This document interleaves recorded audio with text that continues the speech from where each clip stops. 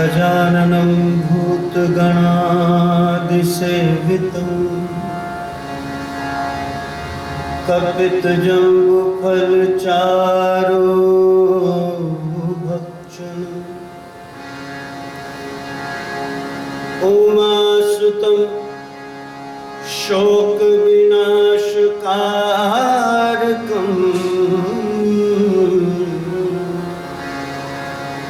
नमामि विघ्नेश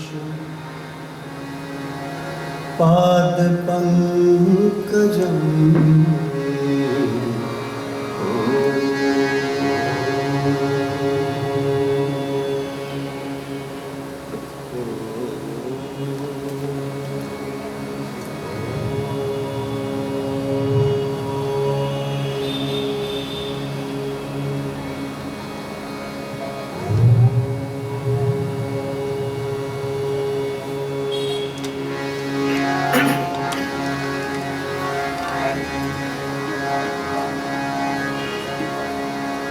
गुरुर्ब्रह्मा गुरुर्विष्णु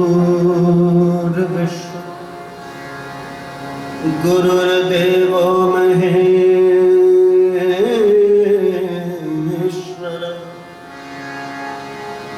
गुरुर् साक्षात् परब्रह्म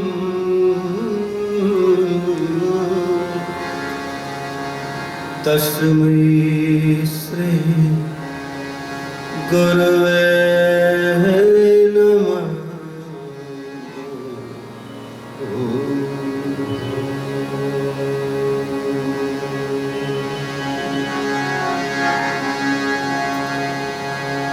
या देवी स्तूयते नित्यं देवदेवेदुपार्गे सा मे भवतु जिह्वाग्रे ब्रह्मरूपा सरस्वती।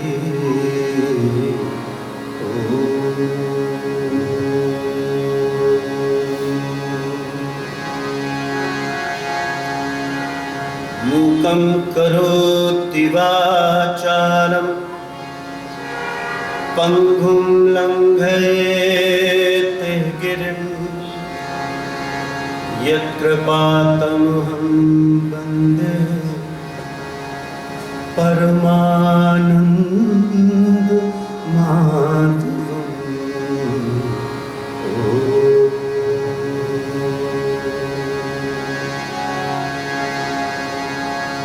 श्रीकृष्णाय वासुदेवाय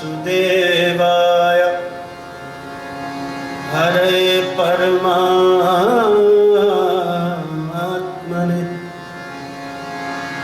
प्रणत क्लेशनाशाय गोविन्दाय नमो नमः।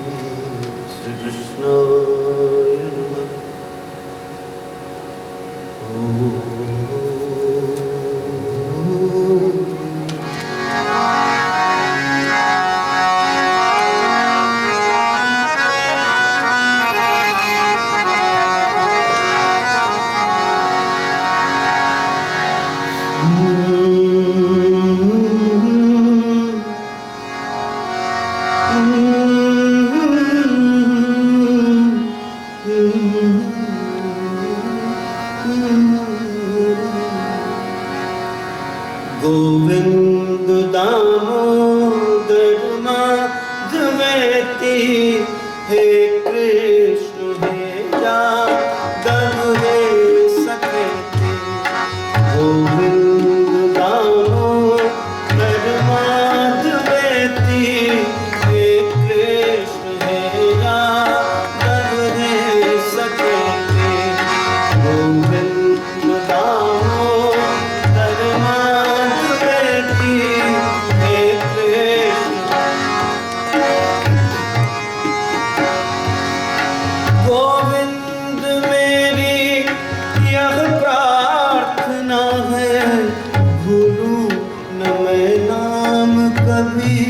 तुम्हारा।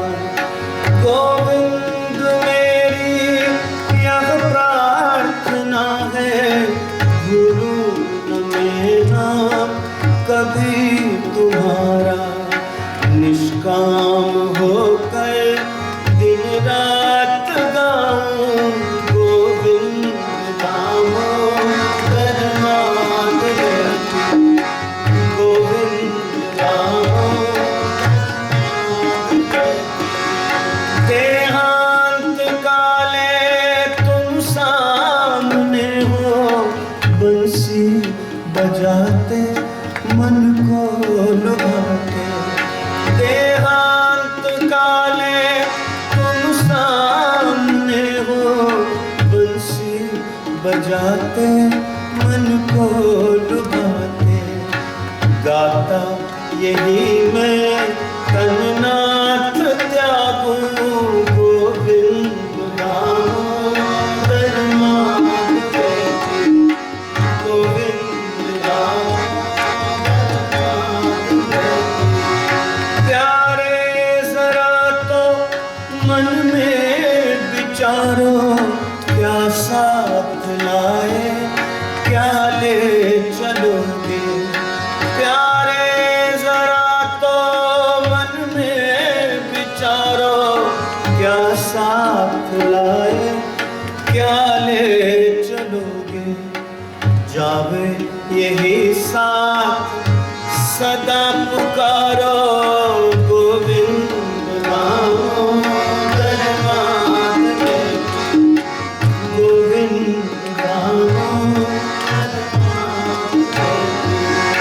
नाता भला क्या जग से हमारा, नाता भला क्या जग से हमारा। आए यहाँ क्यों क्या कर रहे हो, नाता भला क्या जग से हमारा। आए यहाँ क्यों क्या कर रहे हो। सोचो विचारो हरि को पुकारो, गोविंद दामोदर नाथ जपूं, गोविंद दामोदर नाथ जपूं। माता यशोदा हरि को जगावे, गोपाल जागो अब नयन खोलो। माता यशोदा हरि को जगावे, गोपाल जागो अब नयन खोलो। द्वार खड़े गोप बुला रहे हैं, गोविंद दामोदर नाथ जपूं, गोविंद दामोदर नाथ बेटी। हे कृष्ण हैया तब मेरे सखे तू, गोविंद दामोदर नाथ बेटी। हे कृष्ण हे यादव मेरे सखे, हे कृष्ण हे यादव दे सखे ते। हे कृष्ण हे यादव दे सखे ते।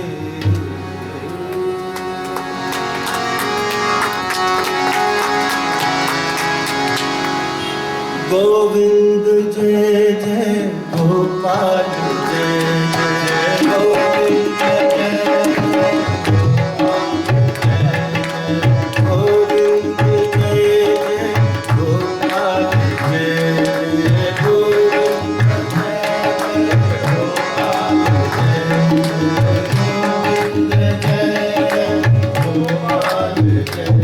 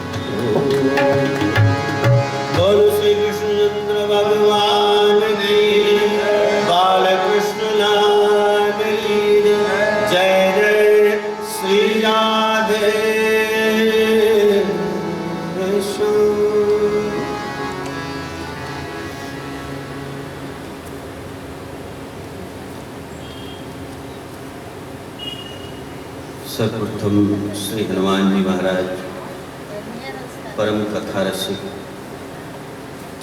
उनको प्रणाम करता हूँ। सभी देवी देवताओं को प्रणाम करता हूँ। माता पिता सद्गुरुदेव के चरणों में प्रणाम करता हूँ। ब्राह्मण देवता के चरणों में प्रणाम करता हूँ। आप सभी के अंदर विराजमान परमात्मा का वंदन करता हूँ।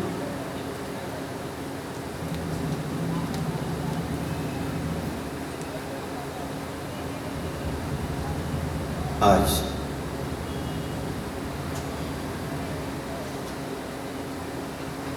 कथा की पंचम दिवस है।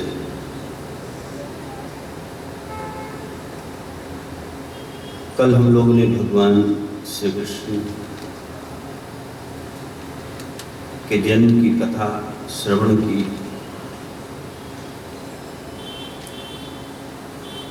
नंद जी के यहाँ आनंद प्रकट हुए,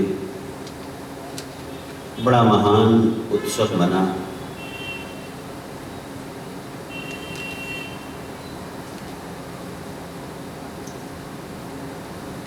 नंद बाबा के यहाँ बड़े काल के बाद इतनी प्रसन्नता दिखी।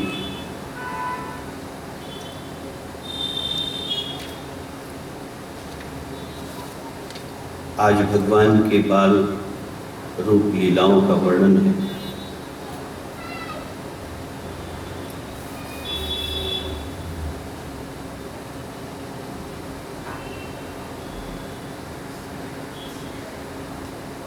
जो भगवान के जन्म की कथा है, इस कथा का उद्देश्य ये है कि हमारे हृदय में भगवान श्री कृष्ण का जन्म।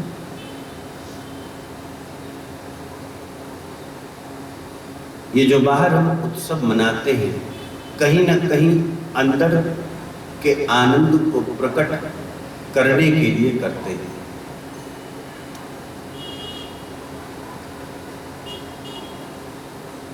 इसीलिए कहा गया कि प्रभु की कथा कितनी बार सुननी चाहिए।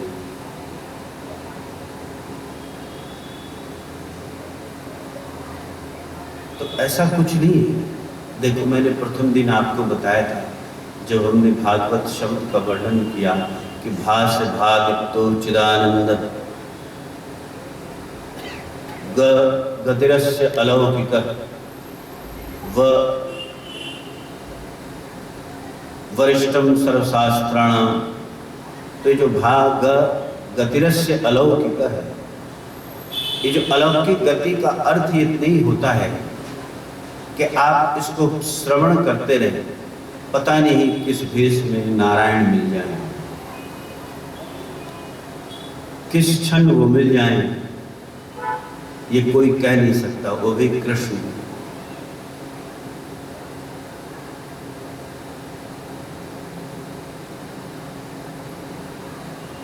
या तो वो किसी के बंधे बंध नहीं सकता,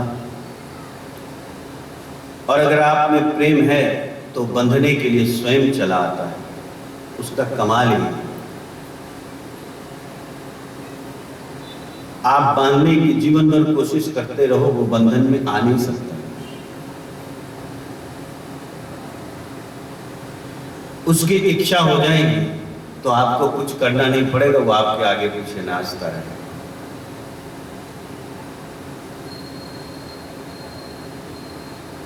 इसलिए जो श्रीमद् भागवत ग्रंथ है, ये साक्षात भगवान का स्वरूप है। जिस दृष्टि से आप भगवान को अपने हृदय में धारण करते हैं, पूरा का पूरा अपने आप में श्रीमद् भागवत भी उसी स्थिति की चीज है।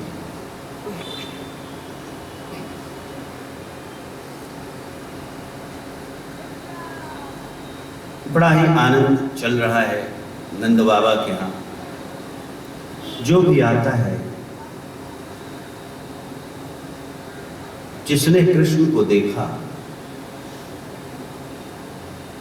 अब उसकी नजर नहीं हटती।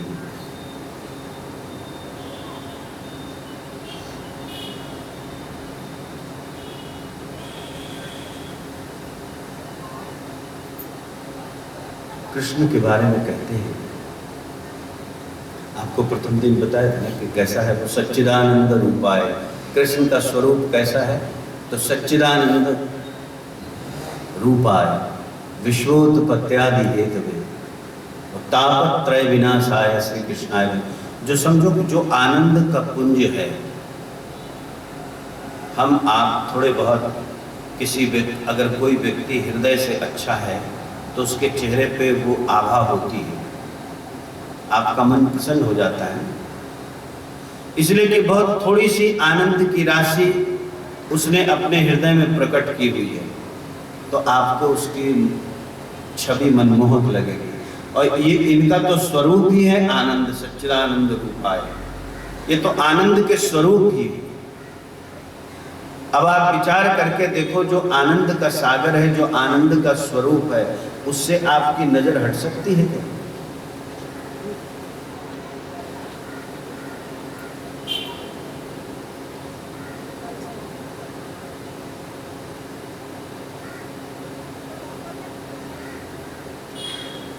भगवान श्री कृष्ण, मैंने आपको इससे पहले भी कथा में बताया कि जो आकर्षित करने, कर्ष, आकर्षण है उसमें, आप बच नहीं सकेंगे उससे। और जिसके पास से गुजरा, चाहे कंस हो, कंस के भी दिन भर दिमाग में कृष्ण ही कृष्ण नाचते थे, आगे आएगी, वो भी भूल नहीं पाता था कृष्ण को।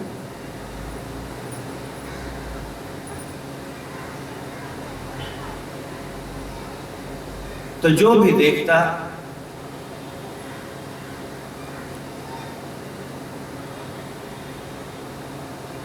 सब भगवान की छवि को निहार रहा है।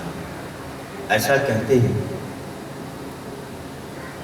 कि महालक्ष्मी स्वयं वहां पे आ गई थी, इसलिए कि भगवान कृष्ण, बड़ा गजब का उत्सव चल रहा है। बड़े दिनों के बाद नंद बाबा के यहाँ आनंद हुए हैं। देखो हम लोग गाते हैं नंद घेरा कृष्ण भयो, ऐसा तो नहीं कहते हैं, क्या बोलते हैं? नंद के आनंद भयो। नंद के घर में क्या हुए? आनंद हुए, इसलिए कि स्वरूप ही है उनका, रूप जो है कृष्ण का वो आनंद स्वरूप है। जैसा मैंने आपको बताया, थोड़ा सा आनंदित व्यक्ति हो, जैसे आप किसी के पास जाओ, आपका मन प्रसन्न हो जाए, तो आप समझो कि इस व्यक्ति के पास आनंद है। आप किसी के निकट जाओ, आपका मन उथल पुथल करना शुरू कर दे, तो आप समझ लो अंदर से यह आदमी भी उथल पुथल है। इसलिए कि जो आपके पास है वही आप दूसरे को दे सकते हैं। जैसे संत महात्मा हैं, क्यों आपकी इच्छा होती है कि उनके दर्शन करें? उनके जब आप चरणों में झुकते हैं तो आपको परम आनंद की प्राप्ति होती है। कारण क्या है? इसलिए कि वो आनंद के ही साधक है, इसलिए उनके हृदय में आनंद ही विराजमान है।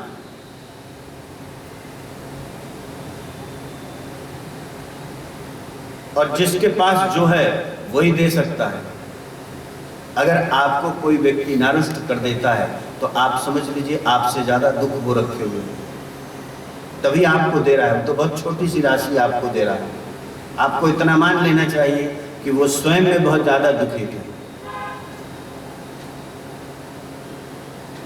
जैसे आप भागवत की शरण में आते हो तो आपका मन, वाणी सब पवित्र हो जाते हैं, आनंद अंदर भर जाता है। इसलिए कि भागवत में यही पवित्रता है ही। देखो दो तरीके की पवित्रता है। एक तो हम ऊपर से अपने आप को जल डाल के स्नान ध्यान करके, वो बहुत जरूरी है। आप एक मंत्र सुनते हो ना, पंडित जी महाराज बोलते हैं, ओम अपवित्र पवित्र वा सर्वावस्थांगतोऽपि वा यः स्मरेत पुंडरीकाक्ष साभ्यांतर शुचि। ये जो पुंडरीकाक्ष है, ये जो भगवान कृष्ण हैं, ये स्मरेत, इनके स्मरण करने से बाहर और अंतर इन दोनों की पवित्रता हो जाती है। यः स्मरेत पुंडरीकाक्ष साभ्यांतर शुचि। ये जो वाणी है,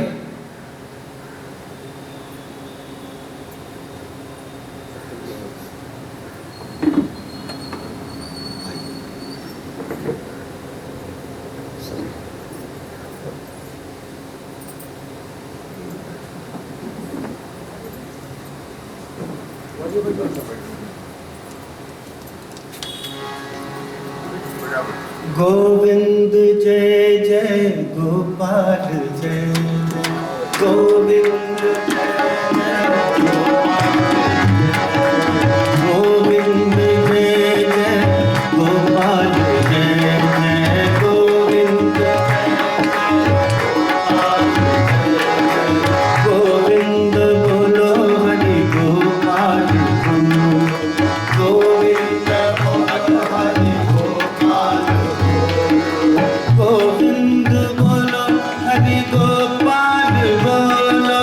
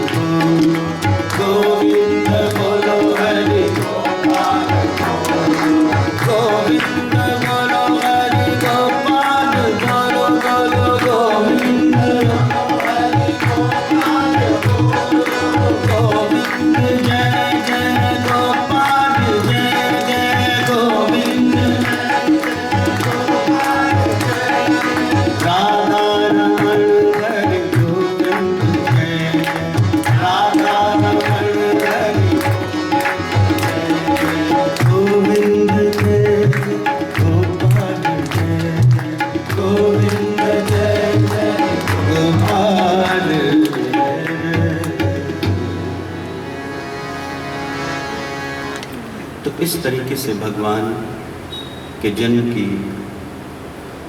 बड़ी महान उत्सव होती है। ऐसा उत्सव है कि सबकी इच्छा हो रही है कि अपने पास जो है वो लुटा दें। जैसे मैंने आपको कहा था कि प्रेम जो है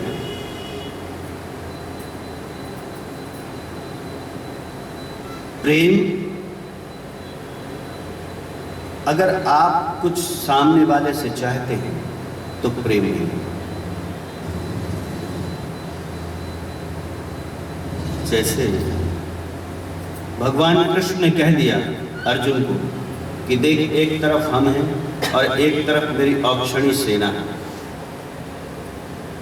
और भगवान की सेना का मतलब जो भगवान के ही इतनी सामर्थ्यवान है, और वो सेना लड़ेगी। अर्जुन को कहते हैं, कृष्ण कहते हैं कि देख, मैं शस्त्र नहीं उठाऊंगा। लेकिन अर्जुन क्या है, भगवान को प्रेम करता है। आगे आएगी, अर्जुन के पूरे शरीर से कृष्ण कृष्ण कृष्ण कृष्ण की आवाज आती थी। अर्जुन का रोम रोम, आप समझे तो अर्जुन अंदर से बचा ही नहीं था।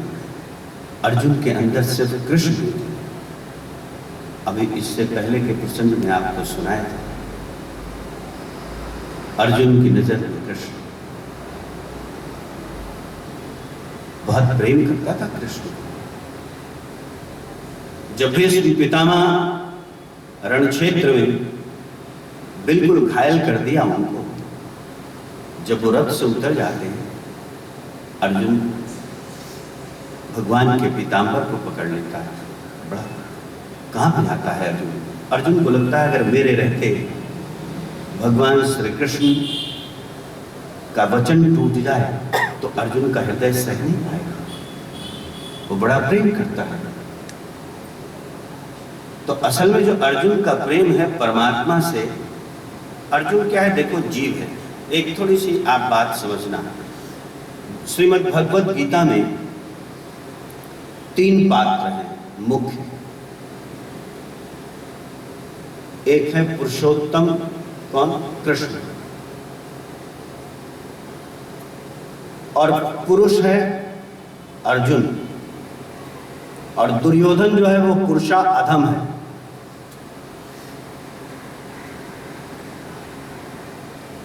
तो अर्जुन जो है वो पुरुष के स्थान पर खड़ा है, इसलिए जो पुरुषोत्तम है वो ऊपर है, कृष्ण।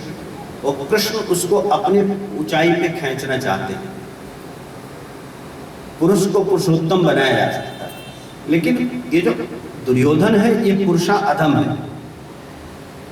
ये कृष्ण को भी देख के उनमें व्यापार सोचने लगता है।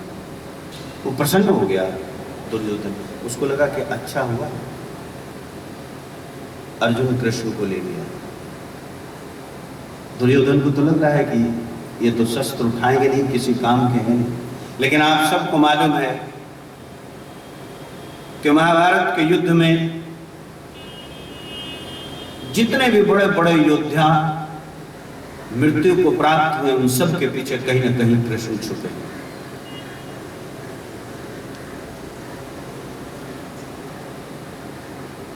तो इस तरीके से बड़ी शोभा होती है नंद बाबा के यहाँ घर में। नंद बाबा कर चुकाने जाते थे उस समय, टैक्स जिसको आप कहते हैं। वो मथुरा में जाते हैं तो वहाँ वसुदेव जी से मुलाकात होती है।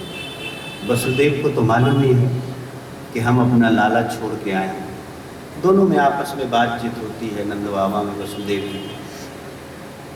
नंद बाबा को वसुदेव जी कहते हैं बड़ी अच्छी, बड़ी प्रसन्नता की बात है, बड़े आनंद की बात है कि बहुत दिनों के बाद आपके घर में आनंद हुआ, पुत्र रत्न की प्राप्ति हुई। नंद बाबा भी कहते हैं चलो ये तो बड़ी अच्छी बात है, हम लोग को बड़ा आनंद है, मगर आपके बारे में सुना सभी बच्चों की हत्या कर दी कंस ने, तो उसका मन में ग्लानि भी बहुत है। अब नंद बाबा को क्या मालूम कि जिसका लाला तू उठा के लाया है वो इसी का लाला है। ये तो न वसुदेव जी को मालूम ही। खैर वसुदेव जी समझाते हैं, कहते हैं, नंद बाबा को समझाते हैं, कहते हैं कि देखो कंस का अत्याचार बहुत बढ़ गया, आप जल्दी से लौट जाएं। पर तब तक क्या इधर क्या होता है कि पूतना नामक राक्षसी को भेजता है, इसलिए कि जब योग माया हाथ से छिन गई, छूट गई, और आकाशवाणी योग माया करती है कि हे कंस, तेरा मारने वाला, तेरा मृत्यु उत्पन्न हो चुका है, तो कंस ने जो बातें कही वो तो हमने आपको सुनाई दी थी। लेकिन जब वो अपनी राजधानी लौटता है तो एक पूरे मंत्रणा होती है, सभी अपने सभासदों को बुलाता है और मंत्रणा होती है। सभासद जितने हैं उसके मंत्री लोग वो उसको सलाह देते हैं, कहते हैं आप चिंता मत करो, इस 10 दिन के भीतर आगे पीछे जितने भी बच्चे हुए होंगे हम लोग सबको मार देंगे। अब ये जो पूतना है,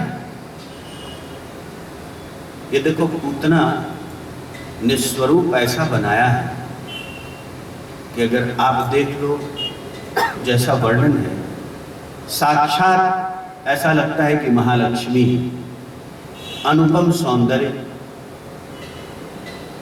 और धीरे धीरे ये बढ़ती जा रही है।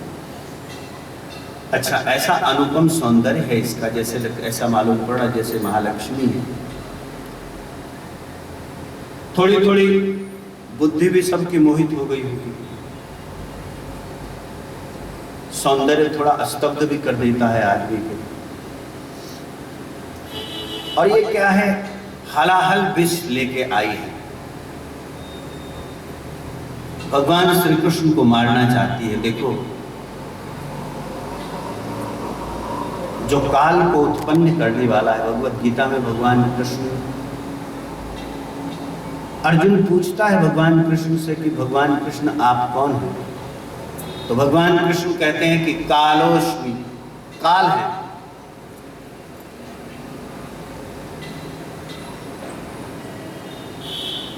जो साक्षात काल को उत्पन्न करने वाला है, जिसके अधिकार में काल है, अगर एक जीव सोचे कि मैं जाके उनको मार दूंगा, इसी का नाम अज्ञान है।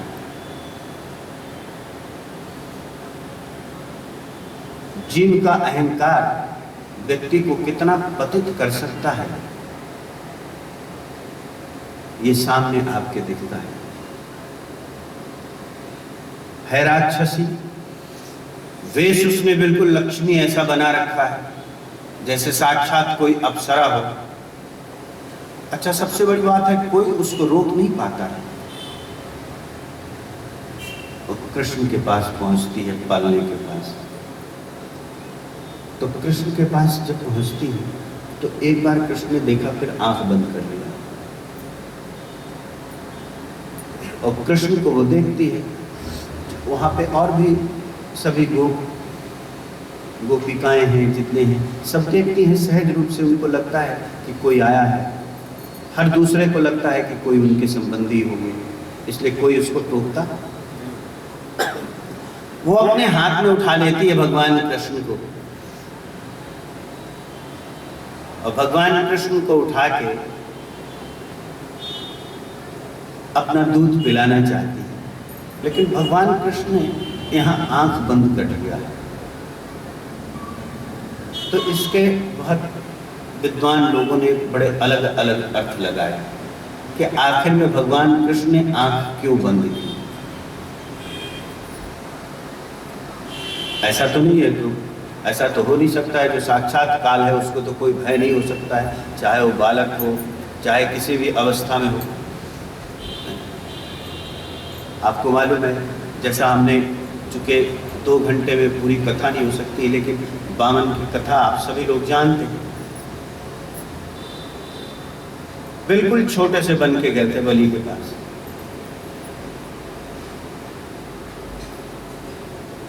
बड़ा ही पुण्य में यज्ञ कर रहा था।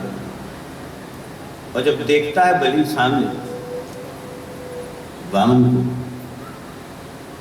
तो चूंकि तेज है, ब्रह्म तेज है, बलि को लगता है देखने में छोटा है, लेकिन इसके ऊपर जो तेज है बलि रोक नहीं पाता है अपने आप। कहता है महाराज कुछ मांगिए आप। बलि कहते हैं ऐसे नहीं मांगूंगा, तो संकल्प कर पहले। तो ये बात जब शुक्राचार्य सुनते हैं तो शुक्राचार्य को थोड़ा बोध हो जाता है। तो बलि को समझाते हैं, कहते हैं कि देखिए है विष्णु, इसके चक्कर में मत पड़। लेकिन बलि जो है, देखो एक बात है, अगर सामने परमात्मा आ जाए तो चाहे कितना भी व्यक्ति कुटिल हृदय का हो, कितना भी मल हो हृदय में, जब तक सामने परमात्मा का प्रकाश है, इतनी बात तो जरूर है कि वो मल निष्क्रिय रहते हैं। भले ही फिर वो चले जाएं तो वो जागृत हो जाए अवगुण आपके हृदय में, वो अलग बात है, लेकिन उतने देर तो निष्क्रिय जरूर रहता है। बलि जब देखता है उसको इच्छा हो जाती है कि नहीं कुछ आप मांगो महाराज, जो बोलो आपको दे दे। कहता नहीं, हाथ में चल रहे, संकल्प करो। कथा तो आप सभी जानते हैं, उस टोटी में आके बैठ जाते हैं शुक्राचार्य। ये भी पहुंचे हुए थे, एक तिनका मारा। लेकिन बात असल इसमें ये है कि वो है देखने में छोटा, वो कहता है 3 पग जमीन चाहिए। तो थोड़ा बलि सोचता है, उनको लगा कि अरे मैंने गलत समझ लिया, ये है तेजस्वी आदमी जरूर, लेकिन इसको समझ नहीं है क्या मांगना चाहिए किससे। अरे महाराज आप मांगो, देखो मांग के देखो, आज के बाद आपको मांगने की इच्छा ना हो। ये लोग ऐसे दानवीर थे कि जिनके पास आप एक बार चले जाओ फिर जीवन भर आपको मांगने की इच्छा ही नहीं रहे, इतना ये लोग देने वाले लोग थे। वो कहते हैं भगतराज तू चिंता मत कर, खाली हमने जो 3 पग मांगा है वही तू 3 पग दे दे।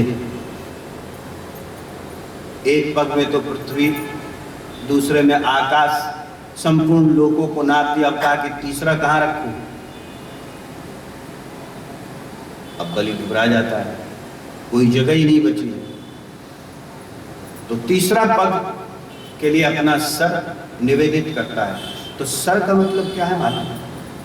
हम अपना अस्तित्व, हम अपना अहंकार सब किसके चरणों में रख दिया? परमात्मा के चरणों में। ये समर्पण की आप जब किसी के प्रति समर्पित होते हैं तो आप क्या करते हैं? उसके चरणों में अपना सर रख देते हैं। इसका मतलब ही है कि आप उसको समर्पित करते हैं। तो जैसे ही आप उसको समर्पित करते हैं, जिसके आप समर्पित हो गए, तो उसका जो पूरा का पूरा साम्राज्य है, अब आप बचे नहीं। जब सर पे ही रख दिया मतलब अब आपका अस्तित्व नहीं रहा। जैसे मैंने कल आपको बताया था ना किसी दिन के प्रवचन में कि प्रेम गली अति सांकरी और ता में 2 न समाये। जब मैं था तब हरि नहीं, और जब हरि है तो मैं नहीं। जब तक आपका मैं है तब तक हरि नहीं मिलेगा, और जिस दिन हरि मिल गया उस दिन आप नहीं रहे। परमात्मा की कला है। देखो बड़ा आदमी आप किसको कहोगे? बड़ा आदमी कौन? बड़ा आदमी वो जो आपको बड़ा बना दे।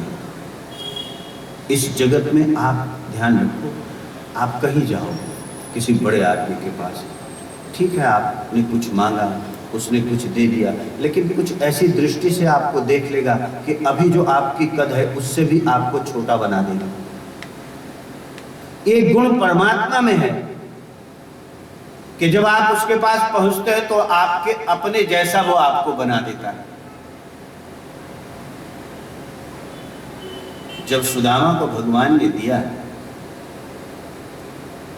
तो कहते हैं द्वारिका से भी सुंदर नगरी बना दी। जैसी द्वारिका थी वैसे ही नगरी बना दी। तो परमात्मा में ही एक ऐसी बात है कि वो जब आप उसके पास पहुंचते हो तो वो आपको अपने जैसा बना देता है। लेकिन यहाँ क्या है कि कृष्ण ने आंख बंद कर लिया है, गोद में ली हुई है, उसका सौंदर्य अद्भुत है। पूतना था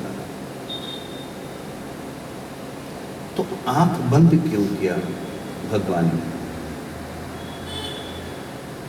तो कुछ विद्वान कहते हैं कि कृष्ण ने ऐसा सोचा कि यह है पापात्मा, इसको क्या देखना, इस पे क्या दृष्टि डालना।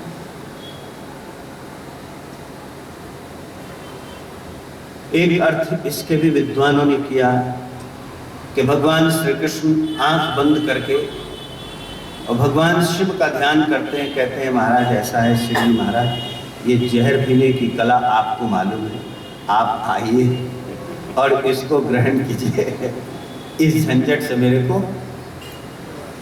हाँ, बड़ा पहुंचे हुए भी तो हैं, शिव जी को याद करते हैं लोग कभी कभी, जो बड़ा मुश्किल है। लेकिन एक बड़ी अच्छी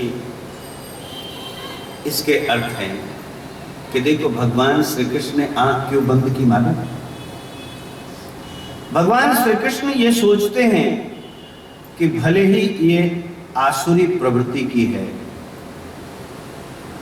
भले ही ये असुर है, मगर ये जो कर्म करने आई है ये कर्म माता का है। दूध जो है माता ही पिलाती है स्तन से, तो असल में ये जो कर्म कर रही है वो कर्म कर रही है माँ का। इसके मन में चाहे जो भी भावना, तो मुझे इसको कौन सा पद देना चाहिए? तो कहते हैं कि जो यशोदा जी को पद दिया भगवान ने, वही पद पूतना को दिया। बोलो श्री कृष्ण चंद्र भगवान की जय। तो इसलिए अब कभी शिकायत ऐसा मत रखना कि मेरा काम परमात्मा ने ऐसा बिगाड़ दिया। परमात्मा बड़ा दयालु है।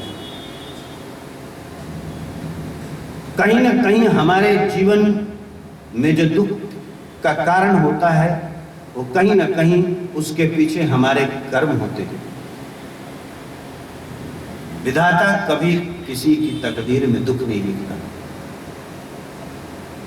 दुख से उबार जरूर देता है, ये पक्की बात है। प्रार्थना में वो सामर्थ्य है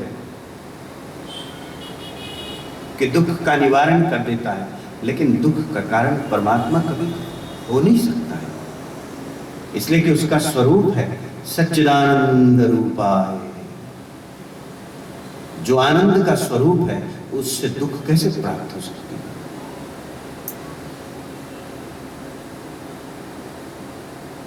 तो भगवान ने ऐसा विचार किया कि ये जो है इसकी इच्छा जो है ना, अच्छा एक बात और थी, ये पूर्व जन्म में जो है ना, ये रत्नमाला थी, ये रत्नमाला थी। जब इसने बामन भगवान को देखा था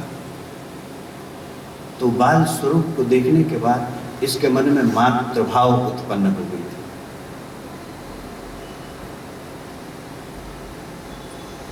देखो हम आपकी स्मृतियां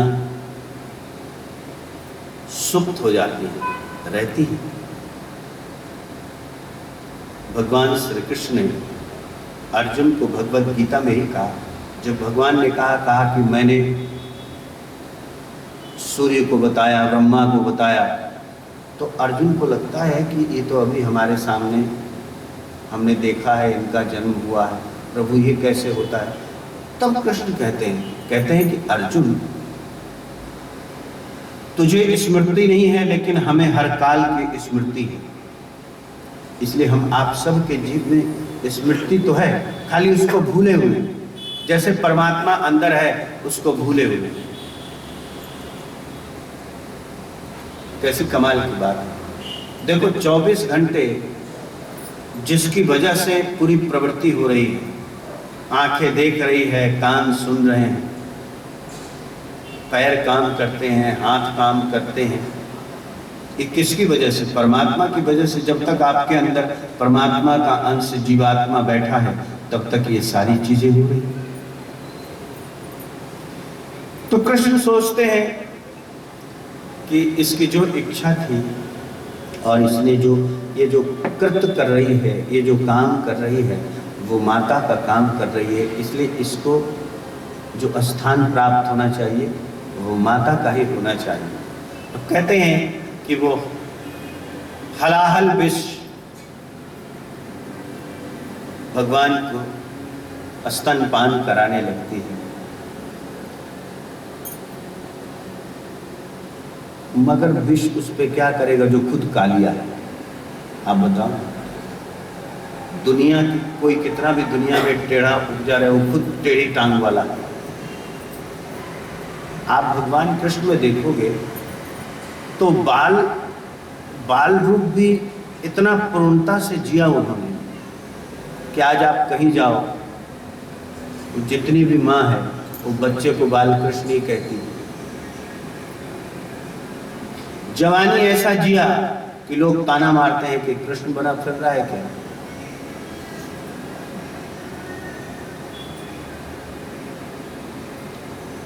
राजा ऐसे बने कि आज तक किसी से उनकी उपमा नहीं हो सकती, किसी से उनका कंपैरिजन नहीं कर सकते, किसी से उनको मिला नहीं सकते।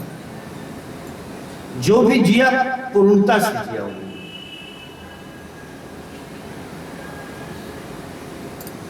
अब भगवान को वो दुग्ध पिला रही है, मगर धीरे धीरे भगवान उसके अंदर जितनी विष थी उस सबको खींचना शुरू कर दिया। देखो, परम पद ऐसे तो मिलेगी नहीं, उसके लिए तो थोड़ा उसको पवित्र करना पड़ेगा। उसके अंदर जितनी असुरी भाव का विष उस सब को भगवान ने खींचना शुरू कर दिया। अब है तो वो असुरी प्रवृत्ति की, असुरी स्वभाव की। जब किसी से आप उसका स्वभाव छीनेंगे ना तो उसको बड़ी छटपटाहट होती है, उसी तरीके से बिलख रही है। धीरे धीरे उसके प्राण परे को खींच लेते हैं भगवान, वो धड़ाम से गिरती है। अब उसका जो है ना विशाल शरीर प्रकट होता है, कोसों धड़ाम से जमीन पे गिरती है। अच्छा, भगवान कृष्ण जो है उसके वक्षस्थल पे बैठे हुए बालक ऐसा, जैसे आप समझ लो कि एक बहुत बड़ा कोई कीचड़ का पहाड़ हो, दलदल सा, और उसमें एक कमल, ऐसा खूबसूरत सा कमल, शांताकारं भुजगशयनं पद्मनाभं विश्वाधारं गगन सदृशं मेघवर्णं शुभांगं और लक्ष्मीकांतं कमल नयनम। कमल के समान वो ऐसा बिहारी जी लग रहे हैं, खेल रहे हैं। उनको लगता है कुछ हुआ ही नहीं। तो जल्दी से गोप कन्याएं आती हैं, उठाती हैं, मैया आती है, उठाती है, उनको चूमती है। देखो, पहले सब परंपरा थी, और असल में आती हैं सब, उनको सबको लगता है अरे बाप रे बाप, ये तो राक्षसी थी, पता नहीं इसने नज़र लगा दिया होगा। वो उठाती है, कुछ फूल ऐसे उसको निहुचती है, रख देती है। देखो, उस फूल में क्या सामर्थ्य है ये मेरे को मालूम नहीं है, ये घुमाने में कुछ सामर्थ्य है कि नहीं ये मेरे को मालूम नहीं है, लेकिन जब माँ कुछ उठा के ऐसे घुमाती है ना, तो माँ के हृदय में उस सामर्थ्य है कि इसके अंदर जितने भी कुछ आबो हवा उल्टे सीधे होंगे तो हट जाएंगे। यहाँ आप शास्त्र को मत देखो, वो माँ के प्रेम में वो सामर्थ्य है कि उस दृष्टि से भी देख लेगी तो जो मुश्किल है जीवन की समाप्त हो जाती है। परमात्मा ने वैसा बनाया है माँ को, चाहे वो स्वयं परमात्मा ही क्यों न हो। देखो, इतना ध्यान रख लो, परमात्मा ने संपूर्ण जगत को कुछ नहीं था, कुछ नहीं से बनाया। विज्ञान भी कहते हैं ना, शून्य था सब। धर्म अध्यात्म भी कहता है कि कुछ नहीं था, कुछ नहीं से सब कुछ बनाया। लेकिन कभी जब परमात्मा को अवतार लेना होता है इस धराधाम पे, तो उनको माँ के दामन का सहारा लेना होता है। आप विचार करके देखो, चाहे राम आए हों, चाहे कृष्ण आए हों,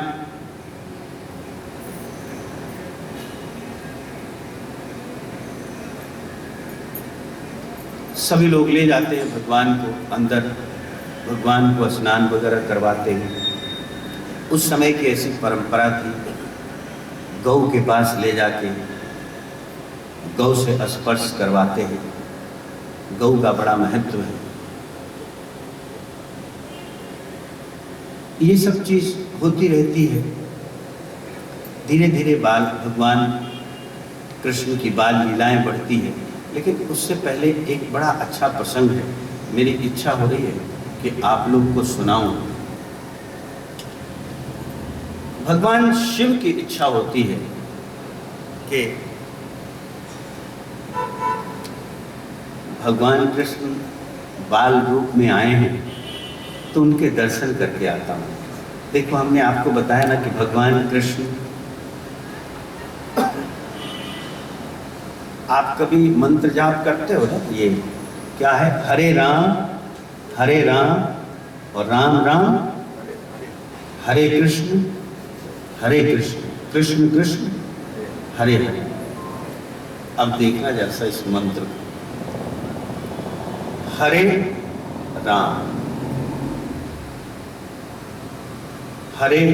राम, ये जो हर है शिव मान, शिव जो है क्या कह रहे हैं? राम। हरे राम और राम राम, राम भी क्या कह रहे हैं? हरे हरे। और हरे कृष्ण, शिव जो है क्या कहते हैं? कृष्ण। हरे कृष्ण और कृष्ण कृष्ण भी हरे हरे। इसलिए कभी भी ये जो देवताओं की सृष्टि है, इसमें भेद बुद्धि नहीं रखना चाहिए। कभी कभी मन में आता है ना, शिव जी बड़े कि राम जी बड़े कि कृष्ण जी बड़े। लेकिन आज बड़ा अच्छा प्रसंग है, क्योंकि संपूर्ण ब्रह्मांड भगवान श्री कृष्ण के अवतार से प्रफुल्लित है। कल जन्म की कथा में आपको बताया कि जितने नक्षत्र तारे हैं, ये सभी भगवान के दर्शन करने को ललायित हैं। शुभ काल उस समय मूर्तिमान होकर विराजमान हो जाते हैं, अपने अंदर के सभी शुभ गुणों को प्रकट कर देते हैं। तो भगवान की छवि ऐसी है, तो शिव की इच्छा हो जाती है कि चलें भगवान का दर्शन करें। अच्छा, ऐसा भी नहीं सोचा भगवान शिव ने कि थोड़ा अपना रंग रूप बदल लें। देखो, हैं औघड़ दानी, वो तो विवाह में भी अपना रंग रूप बदलने को तैयार नहीं थे। हाँ, उनके विवाह का वही जटा जूट और कहा कि बंद लगा लो महाराज, थोड़ा विवाह करने जा रहे हो, थोड़ा शरीर पे सब लोग लगाते हैं ना पाउडर, रेसनो, आपकी भी व्यवस्था। कहे क्या जरूरत है, भस्म लगाओ। तो उस रंग के हैं। अब देखो, पहुंचते हैं, आप कल्पना कीजिए, भगवान पहुंचते हैं और कहते हैं, दरवाजे पे पहुंचते हैं, नमः शिवाय नमः शिवाय। तो एक सखी बाहर आती है, वो कहती, महाराज क्या बात है? और भगवान शिव का स्वरूप आप जानते ही, शरीर पे भस्म और गले में सर्पों की माला, जो भेष है भगवान का, जटा जूट बढ़ा है। सखी को लगता है कि घर में बाल गोपाल आए हैं तो इनको कुछ दान देना चाहिए। भगवान शिव कुछ लेने को तैयार नहीं, तो सखी कहती है,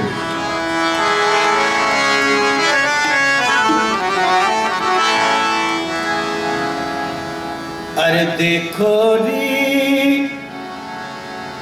एक बाला जोगी,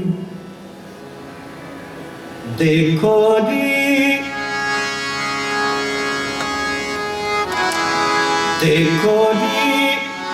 एक बाला जोगी, अरे द्वार हमारे आया है री, द्वार हमारे आया है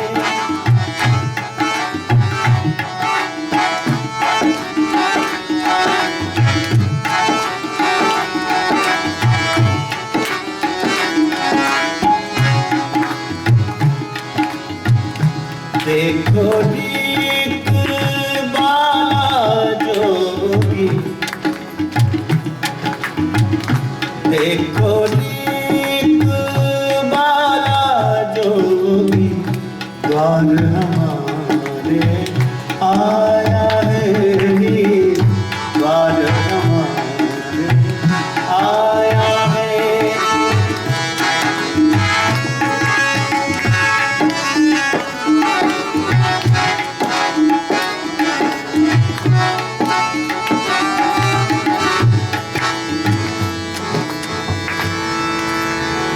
कैसा रूप है, और मैया देखती है, उसको लगता है कि अरे राम रे राम। बागंबर का ओढ़ दुशाला, शेष नाग लपटाया है। बागंबर का ओढ़ दुशाला, शेष नाग लपटाया है। अरे माथे बाके तिलक चंद्रमा, माथे बाके तिलक चंद्रमा, अरे जोगी जटा बढ़ाया मेरी। देखो रीत बाला जोगी, देखो रीत बाला जोगी, बाल हमारे आया है, बाल हमारे आया है।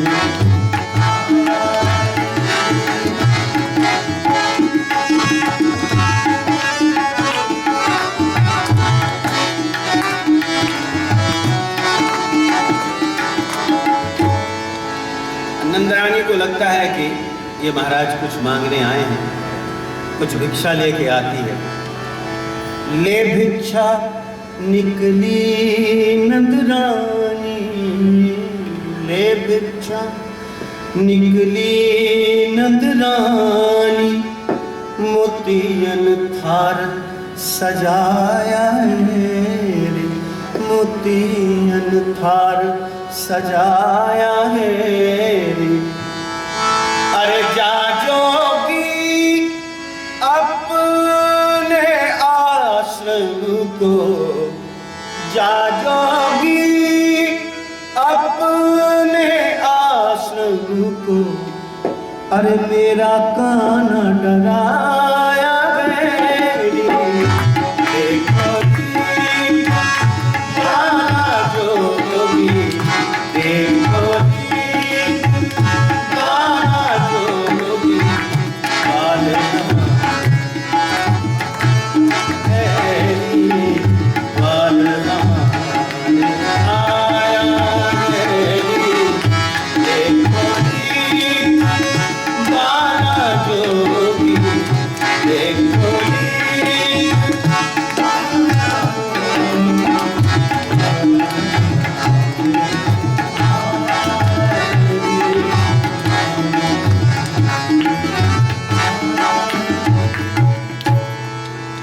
भगवान कहते हैं यहाँ अलग बात, कहते हैं अरे ना चाहिए तेरे हीरे मोती, ना चाहिए तेरे हीरे मोती, ना चाहिए ये तेरी माया है।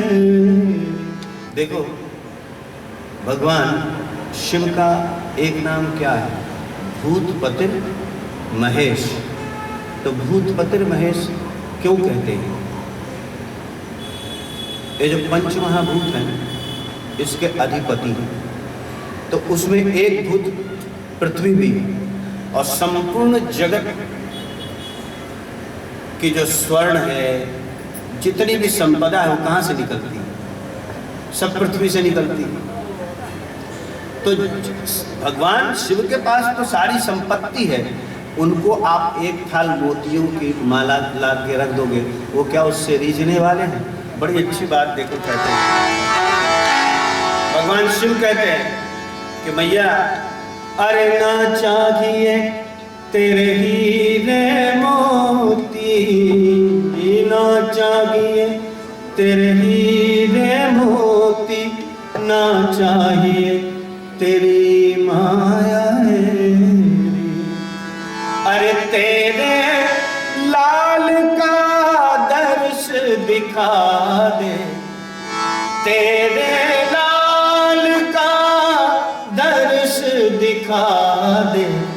अरे काशी, अरे साधु काशी से आया है री, देखो री बाला जोगी, देखो री बाला जोगी, बाल हमारे आया है री, बाल हमारे आया है।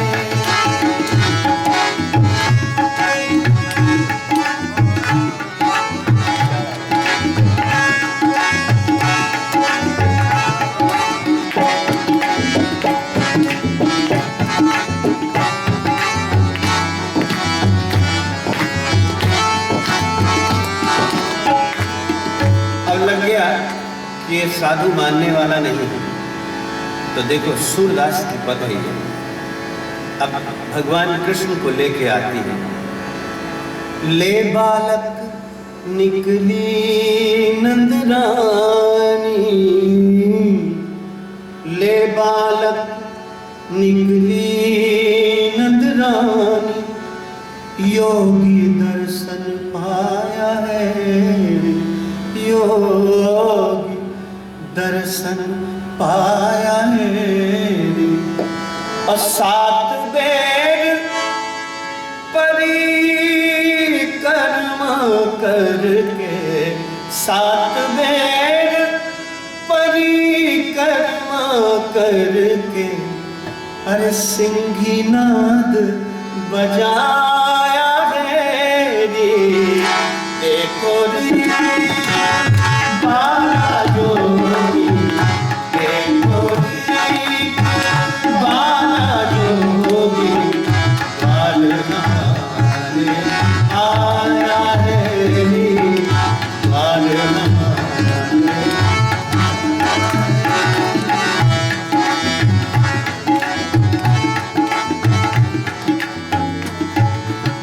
और सारी लीला भगवान सूरदास जी महाराज देख रहे हैं। आखिरी पद है, देखिए क्या लिखते हैं सूरदास। सूरदास बैकुंठ धाम में, सूरदास बैकुंठ धाम में, धन्य यशोमती माया है, धन्य यशोमती माया है। अरे 3 लोक के करता धरता, 3 लोक के करता धरता, अरे मैया तेरी गोद में आया मेरी, देखो री बाला जोगी, देखो री बाला जोगी, बाल हमारे आया है, बाल हमारे आया है।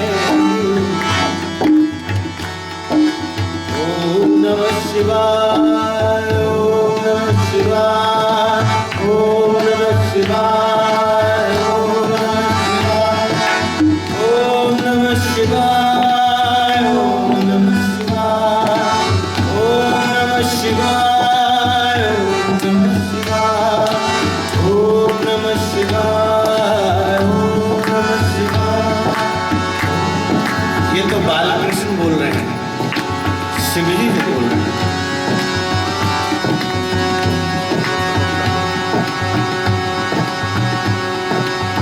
राधे कृष्ण राधे राधे कृष्ण राधे कृष्ण, कृष्ण कृष्ण राधे राधे, राधे कृष्ण राधे कृष्ण, कृष्ण कृष्ण राधे राधे।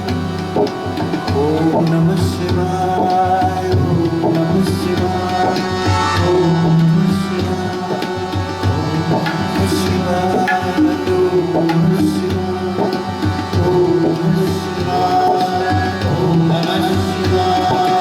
कृष्ण कृष्ण कृष्ण कृष्ण नमः शिवाय, कृष्ण कृष्ण कृष्ण कृष्ण नमः शिवाय, कृष्ण कृष्ण कृष्ण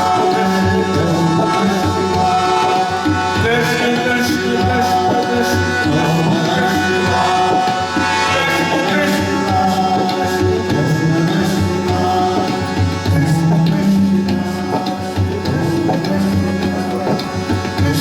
कृष्ण कृष्ण कृष्ण नमः शिवाय, कृष्ण बोलो श्री कृष्णचंद्र भगवान की जय। जय जय श्री राधे श्याम। इसी तरीके से भगवान श्री कृष्ण और बलराम जी दोनों बालक रूप में भिन्न भिन्न प्रकार की लीला करते हैं। जैसे आप हम जो अबोध बालक होते हैं, जो जो क्रीड़ाएं बालक करते हैं, वैसे ही ये दोनों भाई भी करते हैं।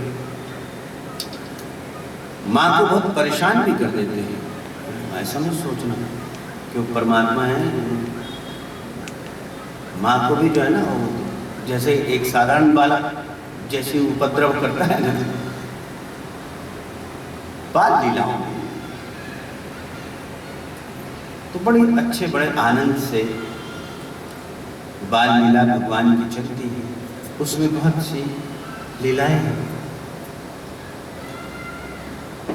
एक दिन मैया जो है वो भगवान के लिए माखन मथ रही है। पुराने काल में आपने देखा होगा, दोनों हाथों से रस्सी के द्वारा बीच में माटी का बर्तन होता है जिसमें मक्खन को भिगोते हैं। तो मक्खन को भिगो रही है और मुख से भगवान कृष्ण का उच्चारण कर रही है। वो माखन बना इसलिए बना रही है कि वो कृष्ण को खिलाएगी। देखो, हमारे संपूर्ण जीवन की साधना इस छोटे से घटना में छिपी है। मन, कर्म और वचन, ये तीनों के दर्शन आपको इसमें होंगे। ये जो मैया कर्म कर रही है, क्या कर रही है? कर्म कर रही है। देख रहे हो आप, मक्खन तैयार कर रही है छाछ से। कर्म। अच्छा, उसका मन कहाँ है? मन है कृष्ण। वो नजर भी रखती है बिलोते बिलोते कि कहाँ है। मन पूरा का पूरा उस कृष्ण में। अच्छा, जो ये माखन निकाल के बिलोएगी, ये किसको देना है? ये जो कर्म का फल है वो किसको देना है?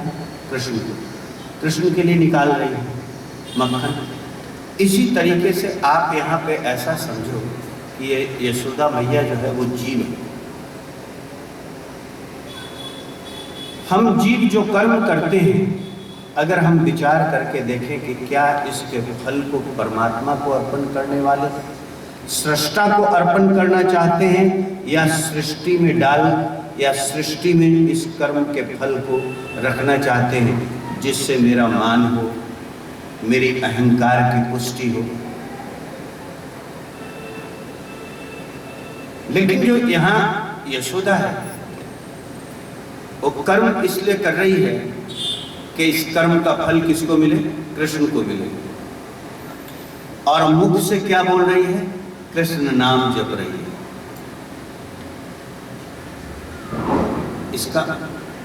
इसका फल क्या हुआ मालूम? अब जो ये जीव रूपी मैया है, जीव रूपी जो यशोदा है, इसके कर्म में भी भगवान है और आनंदित होती हुई गा रही है आनंदित है मन से और गीत गा रही है कृष्ण के। और ये जो कर्म कर रही है मन से भी कृष्ण हो गया, वाणी से भी कृष्ण हो गया, और ये जो कर्म कर रही है वो भी कृष्ण के लिए कर रही है। इसका जो फल आएगा, जो माखन आएगा, वो भी कृष्ण को देने के लिए। इसी का नाम है मन, क्रम, कर्म और वचन। इन तीनों को परमात्मा को अर्पण करना। जब जीव ऐसा करता है तो थोड़ी भूख लगती है भगवान कृष्ण को, तो मैया आती है, दूध पिला देती है। मगर तब तक बाहर अंदर रखा हुआ अंगीठी पर का दूध भी जो है ना खोल के गिरने लगता है। तो थोड़ा सा अभी पेट तो भरा नहीं, ये छोड़ के उसको बचाने चली जाती है। अब ये हो जाते हैं नाराज।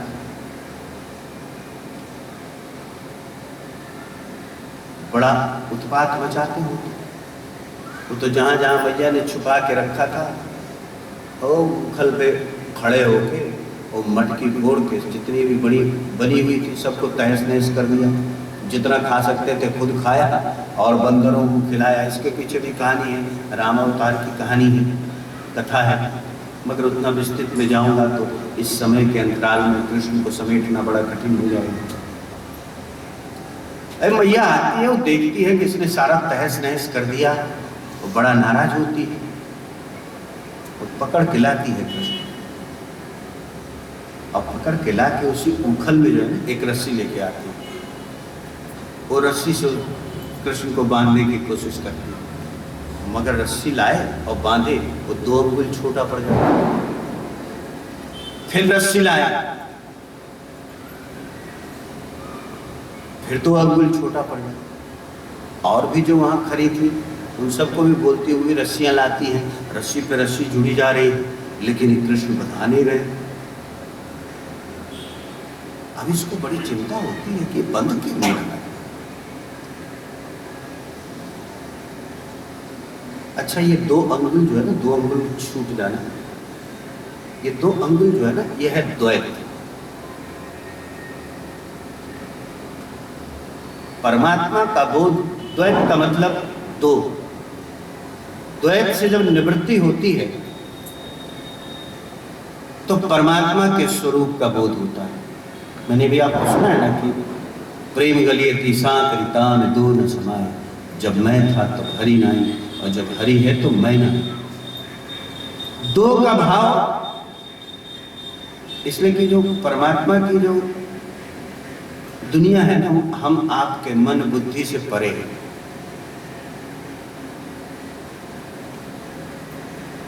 अब ये बांधना चाह रही है लेकिन बनते नहीं है कृष्ण। आखिर में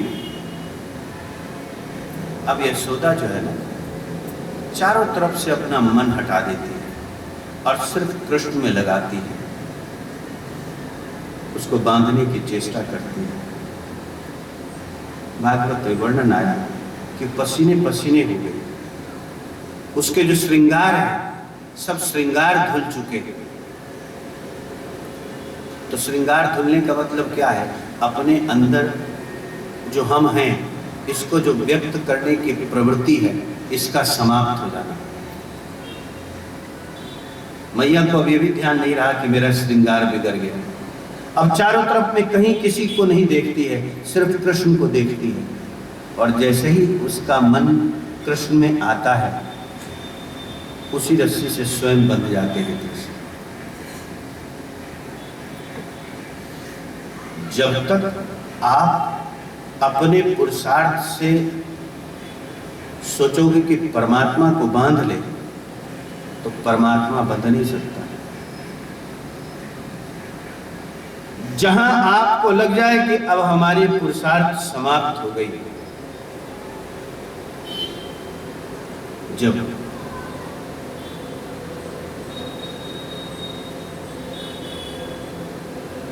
आपको भीम के प्रसंग में बताया था ना, जब भीम सुबह से लेके लड़ते लड़ते थक जाता है, तब वो कृष्ण की तरफ देखता है। जरासंध के युद्ध में जब बिल्कुल थक गया, अब भीम को लगता है कि अब मेरी सामर्थ्य नहीं। तो जब आप अपने आप को निर्बल मानने लगते हो, तो निर्बल के बल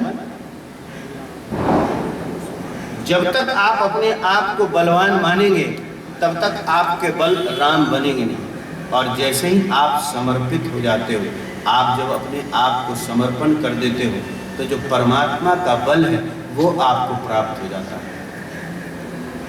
कैसी विलक्षण बात है। इसलिए कि जब आप परमात्मा के शरणागत होते हैं तो परमात्मा आपको अपने जैसा बना देता है।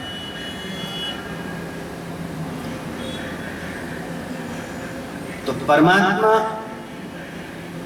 ये जो सारी कथाएं हैं ना, ये सारी कथाएं जीव को इसलिए श्रवण करने योग्य है कि उसका मन कहाँ है, उसकी वाणी कहाँ है, उसकी जो पुरुषार्थ है वो कहाँ है।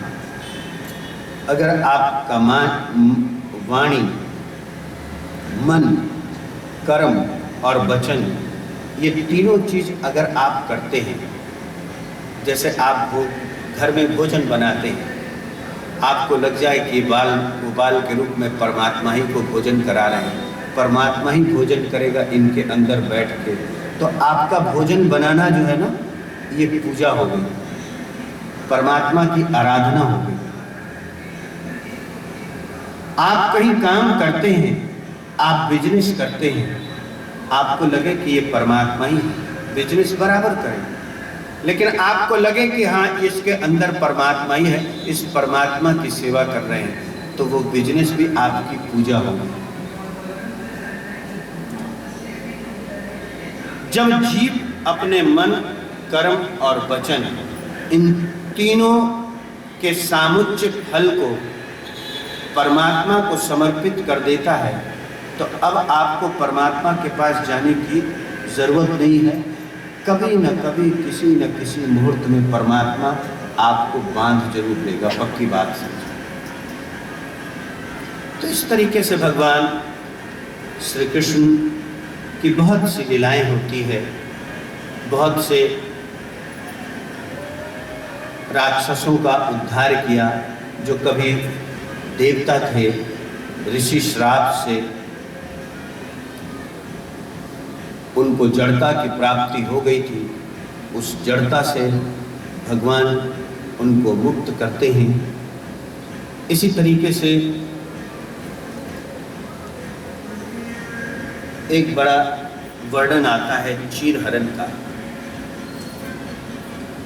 वो जो गोपियां हैं, जो गोप कन्याएं हैं, वो माँ भगवती, माँ कात्यायनी का व्रत करती है। माँ कात्यायनी का व्रत किस लिए करती है मालूम? कि हमको पति रूप में भगवान कृष्ण की प्राप्ति है। अच्छा, थोड़ा इसके साथ एक थोड़ा सा भ्रम है। भ्रम मैं आपको बताऊं कि कभी आप फोटो में देखें ना चीरहरण का, तो जो फोटो बनाने वाले हैं वो ऐसा फोटो बनाते हैं कि जैसे नौजवान सा भगवान कृष्ण को बना दिया, उनके अधरों पे मुरली है, एक बांका सा नौजवान है और वो एक पेड़ के ऊपर बैठे हैं, कुछ वस्त्र डाली पे रखी है, नीचे एक सरोवर है, उस सरोवर में फोटो में ऐसी जो चित्र बनी हुई है उसमें दिखता है कि युवती स्त्रियां स्नान कर रही हैं। असल बात यहाँ ऐसी नहीं है, और बिल्कुल अबोध बालिकाएं हैं। उस समय भगवान श्री कृष्ण भी बहुत छोटे हैं।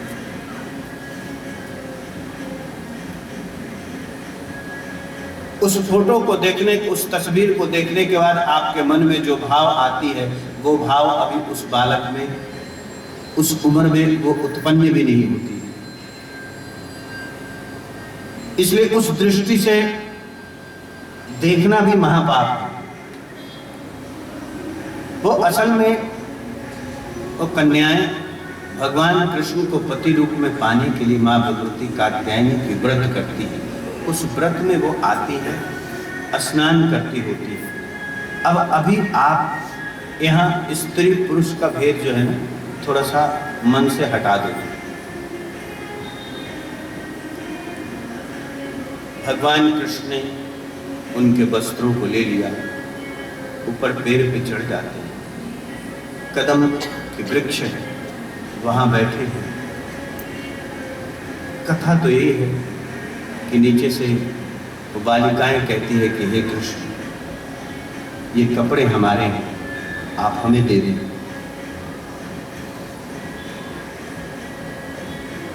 कृष्ण कहते हैं कि नहीं, आओ बाहर आके कपड़े ले लो, यहाँ रखे हैं।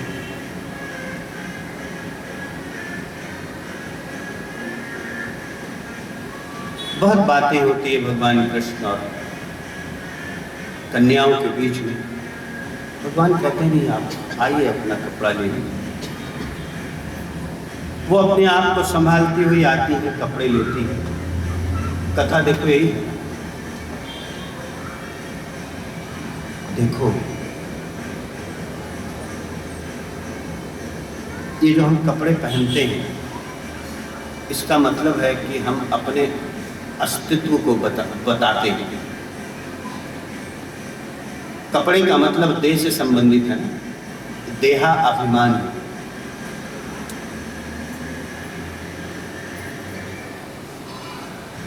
ये अज्ञान है। और जो परमात्मा है, परमात्मा आपको तब तक वरण नहीं करता है जब तक आपकी देहा अभिमान नहीं छूटती। बिल्कुल निपट आप जैसे हो,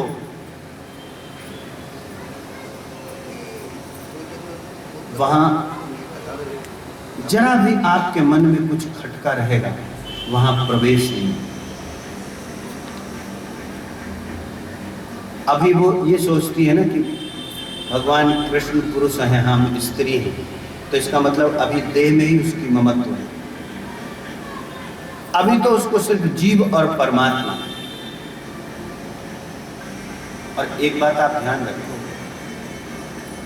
आगे है वो जो भगवान कृष्ण ने वो जो मुरली बजाई, देहा अभिमान छूटना क्या होता है? तो कहते हैं कि जिस बछड़े ने, जो बछड़े दूध पी रहे थे, वो बछड़े दूध उनके मुंह में रह गए, वो निगल भी नहीं पा रहा, अस्तब्ध हो गया। तो जो नदियां हैं उनकी धाराएं रुक जाती, हवाएं ठहर जाती। मतलब हवा की प्रकृति क्या है? चलना, लेकिन ये अपनी प्रकृति भूल जाती है। बछड़े आप उनको छोड़ो, देखो कैसे बिजली की तरह वो अपनी माँ के पास जाता है दूध पीने, वो भी अस्तब्ध है। तो भगवान कृष्ण के सामने अब फिर कोई अज्ञानता नहीं होनी चाहिए। तो असल में ये जीव की अज्ञानता है कि वो कुछ अपना अस्तित्व भी रखना चाहता है और परमात्मा को पाना भी चाहता है। एक बात और भी आई, ऐसा कहते हैं, शास्त्र की मर्यादा है कि भगवान कुबेर का ऐसे अपमान होता है। वरुण देव, जो देवता लोग हैं, वरुण देव है, ये जो जितने देवी देवता हैं, सब देवताओं का संबंध ये पांचों तत्व हैं उससे है। तो इसलिए ऐसा माना गया है, शास्त्रों का ऐसा कहना है कि बिल्कुल निवस्त्र होकर स्नान नहीं करनी चाहिए। इसके लिए वे भगवान निर्देशित करते हैं कि आप लोगों ने देवता का अपमान किया है, उससे आप क्षमा मांगे। लेकिन वो कन्याएं जो है ना, भगवान कृष्ण को प्रणाम करती हैं। तो भगवान कृष्ण आशीर्वाद देते हैं, कहते हैं तुम्हारी मनोकामना पूरी होगी, मैं आप लोगों से जरूर मिलूँगा उचित समय पर। इस तरीके से भगवान अनेकानेक लीला करते हुए बड़ा ही आनंद होता है, बड़े प्रेम से सभी लोग। लेकिन इधर कंस जो है, अब कंस को अंदाज लग गया है, अब वो नई नई रचना करता है। मन तो उसका बदलता है, मन बदलता है, मगर फिर जिनका संग है, उसको जिन लोगों का संग है, उस संग जो है ना, उसको सही रास्ते पे आने नहीं देते। उसकी मन बदलती है कंस की कई एक बार। जब योग माया छूट गई तो उसका मन बदल गया था। उसने कहा वसुदेव जी को कहा कि देखिए महाराज ऐसा है, सब कर्मों का फल है, शायद विधाता को ही मंजूर होगी। अपने निवास पे चला जाता है, फिर उसके मंत्री लोग बैठते हैं, वो उसको सलाह देते हैं। इसलिए एक बात आप ध्यान रखना कि संग जो है ना, सारे गुण संग में छुपे हैं। आप विचार करके देखो ना, भीष्म पितामह जैसे प्रतापी व्यक्ति भी अगर संग, उनका संग दुर्योधन की हो जाने से उनकी महत्ता देखो कितनी नीचे। कर्ण जैसा व्यक्तित्व संग दोष की वजह से जीवन में अपनी मंजिल को पा नहीं सका। तो संग बहुत बड़ी चीज है। और भगवान कृष्ण भी अर्जुन को समझाते हैं, कहते हैं कि जीवन में सबसे बड़ा पुण्य यही है कि किसी भी व्यक्ति को अच्छे व्यक्ति का संग मिल जाए। जीवन में देखो सबसे बड़ी परमात्मा की कृपा यही है कि अगर आपके जीवन में किसी सत्पुरुष, किसी ज्ञानी, इसका संग मिल जाए। वो भी ज्ञानी कैसा है? जिसकी प्रीति परमात्मा में है, जिसका प्रेम परमात्मा में है। ये जो बहुत बड़े बड़े आप देखो आज अणु बम बने हुए हैं, ये सब चीजें बड़ी, ये लोग भी ज्ञानी लोग हैं, ऐसा नहीं व्यक्ति मामूली कोई अल्बर्ट आइंस्टीन कोई मामूली आदमी तो था नहीं। अणु परमाणु की खोज में उसका सबसे बड़ा हाथ है।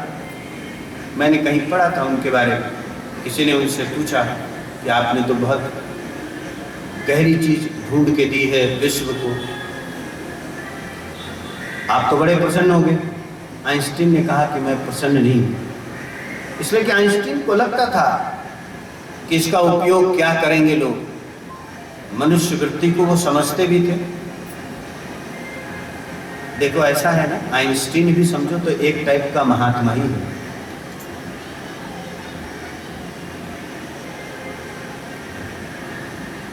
कैसा का संग पकड़ना चाहिए? जो आपके मन में परमात्मा बुद्धि भरे,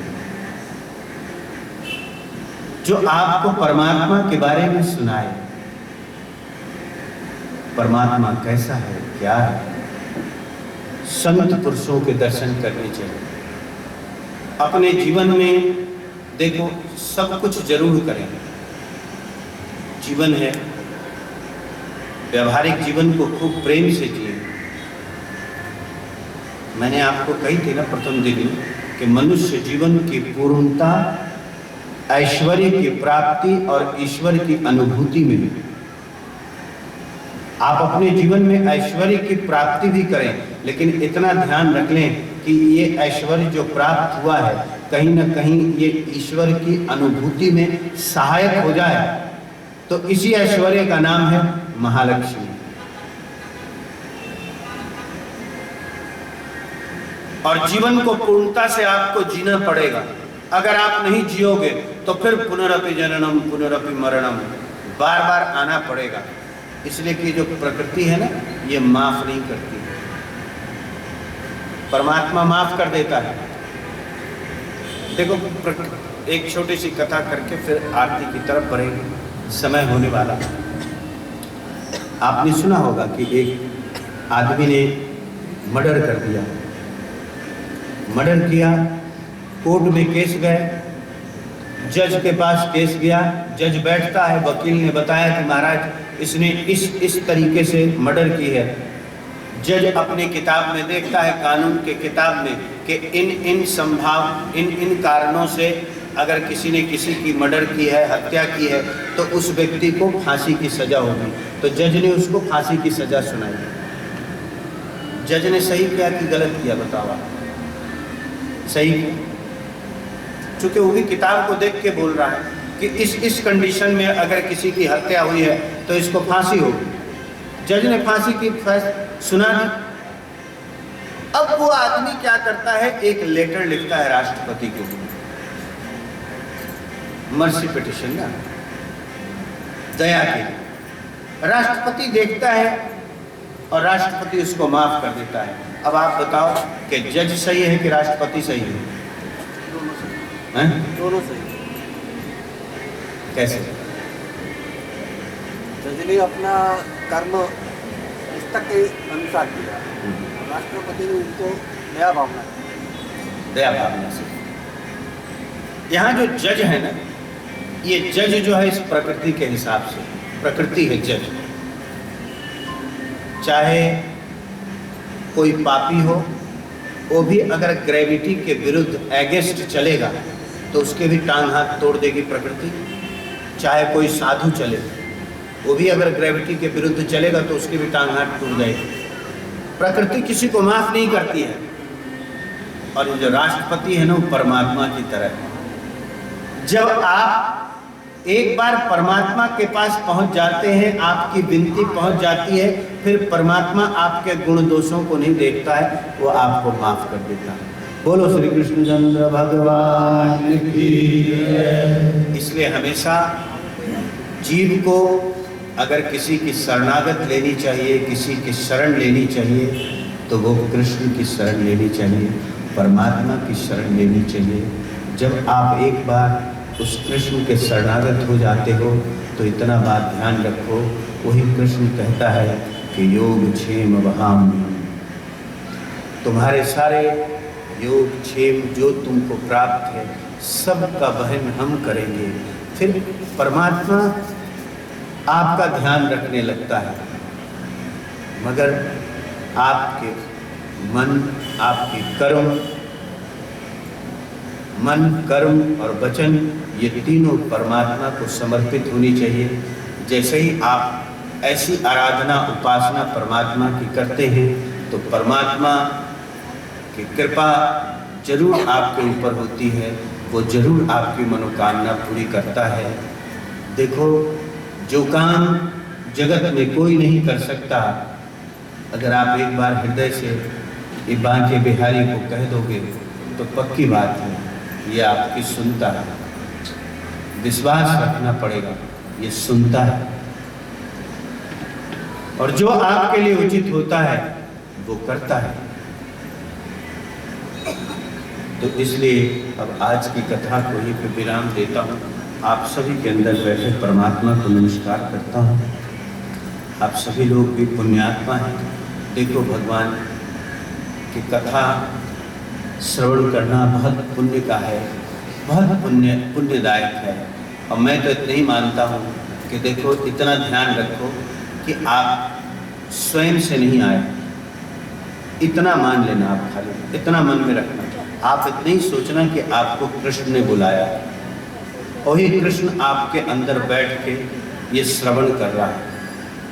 जब आप ऐसा सोचते हैं तो आपको कथा सुनने का अभिमान नहीं होगा, इसलिए कि जब अभिमान होगा ऐसी उपासना परमात्मा स्वीकार नहीं करते। चाहे कुछ भी दे दो, कुछ भी करो, अभिमान रहित होना चाहिए। अभिमान रहित होगा तो जरूर परमात्मा प्रसन्न होते हैं। आप जो भी उनको दोगे वो ग्रहण करते हैं। और योग क्षेम महाम्य में जैसे हमने बताया, परमात्मा ही देखो शुरू से अंत तक असल में ध्यान वही रखता है। हवा के रूप में वही आपके अंदर है। एक सेकंड हवा रुक जाए, हनुमान जी महाराज एक सेकंड अपनी सत्ता को रोक दें, व्यक्ति जी नहीं सकता है, पवन पुत्र हैं। तो इसी तरीके से संपूर्ण जीवन परमात्मा ही हमारा चलाता है। आप बहुत गौर करके देखना, आपके अंदर जो जो महत्वपूर्ण है, जैसे सांस लेना, भोजन पचाना, ये जो आपका हृदय धड़क रहा है, सैकड़ों लीटर खून को पंप करता है, आपको कुछ पता भी नहीं चलता है। ये सब गॉड एडमिनिस्ट्रेशन में है, ये सब परमात्मा ने अपने हाथों में रखा हुआ है। अगर आपको सांस देने का अधिकार दे दे, आपकी आंख लग जाए, 2 मिनट सांस न लो, हरिओम तत्सत हो जाए। जितनी महत्वपूर्ण चीजें हैं सब परमात्मा ने अपने हाथों में इसीलिए रखा है कि परमात्मा आपको प्रेम करता है। जब आप ऐसी दशा से देखोगे कि परमात्मा हमको प्रेम करता है तो स्वाभाविक रूप से आपके अंदर का भी प्रेम जागृत होगा।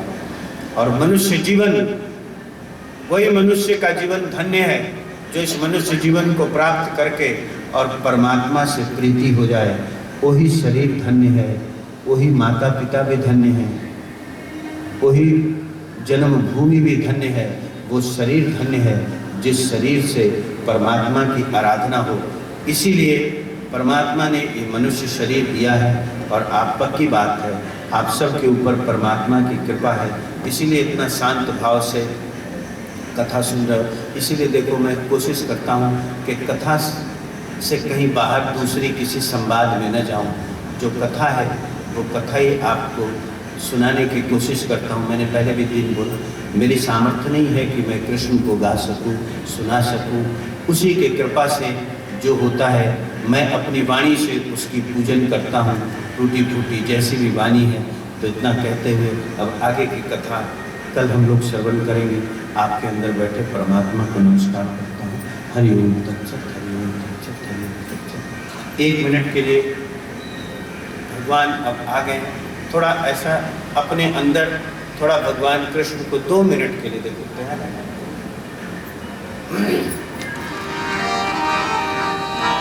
भगवान का ध्यान करना, ऐसा लगे, ऐसा सोचना कि आपके हृदय में श्री कृष्ण है। हरे कृष्ण कृष्ण कृष्ण हरे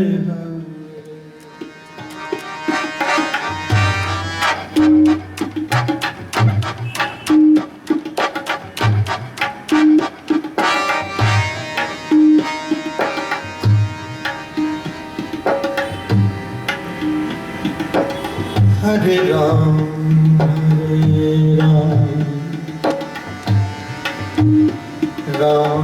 राम राम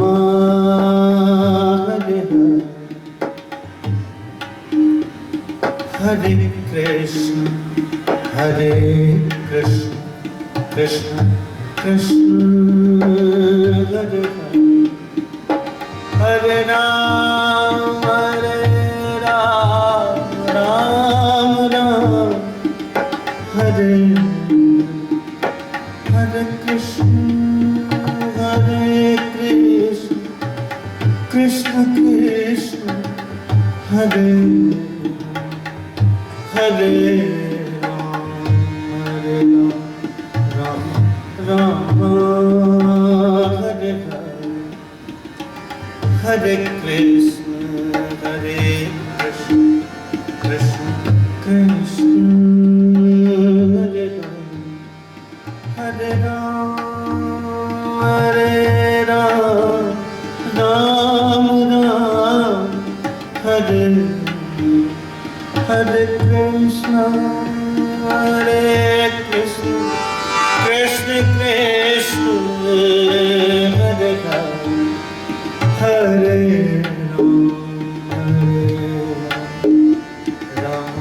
राम हरे हरे कृष्ण कृष्ण कृष्ण हरे हरे। बड़े प्रेम से आरती के लिए सभी लोग आरती माइक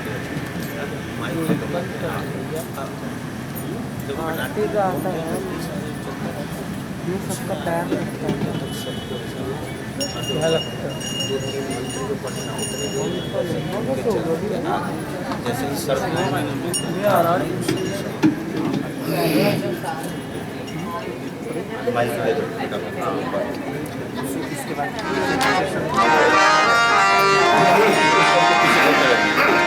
बेटा वहाँ ध्यान जरा रखना कैमरा का।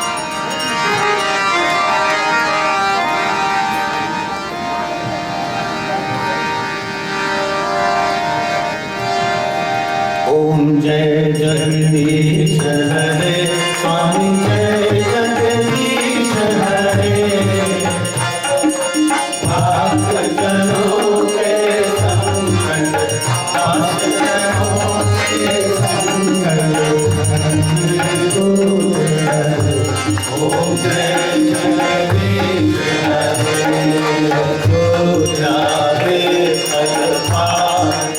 सुख बिन सेवन का स्वामी सुख बिन सेवन सुख संपत्ति घर आवे सुख संपत्ति घर आवे कष्ट मिटे कल का ओ जय जगदीश हरे मात पिता शरण करूं किसकी स्वामी शरण किसकी बिन और दूजा प्रभु बिन और दूजा आस करूं किसकी ओ जय जगदीश हरे तू करुणा के सागर तुम पालन करता स्वामी तुम पालन करता मैं मूर्ख करता मैं सेवक तुम स्वामी कृपा करो करता ओ जय जगदीश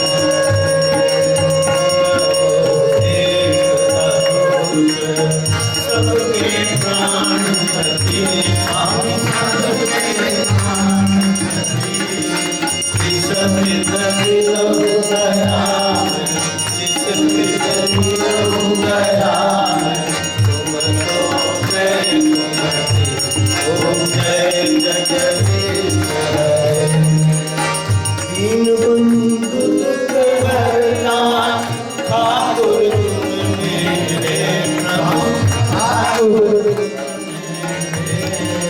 अपने हाथ बढ़ाओ अपने संग लगाओ हाथ बढ़ाते ओ जय जगदीश हरे विषय विकार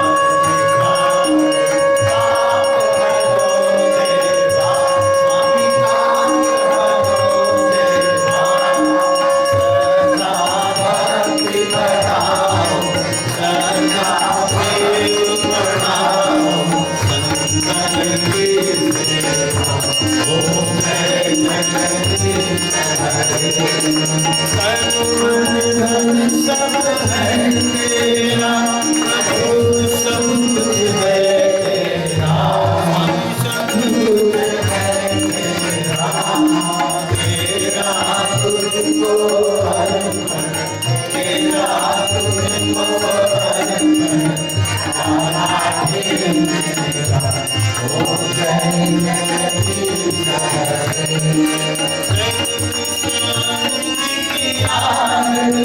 जो कोई मैं गावे कोई मुझसे गीत गावे कहत शिवानंद स्वामी कहत शिवानंद स्वामी मन से फल पावे ओ जय जगदीश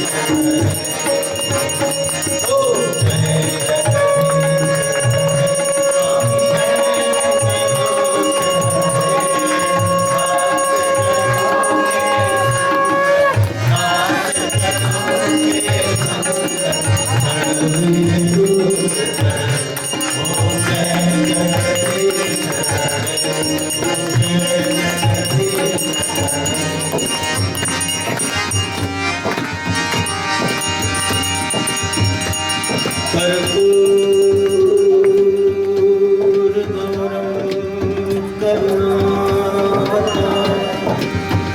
संसार सारं भुजगे सदा वसन्तं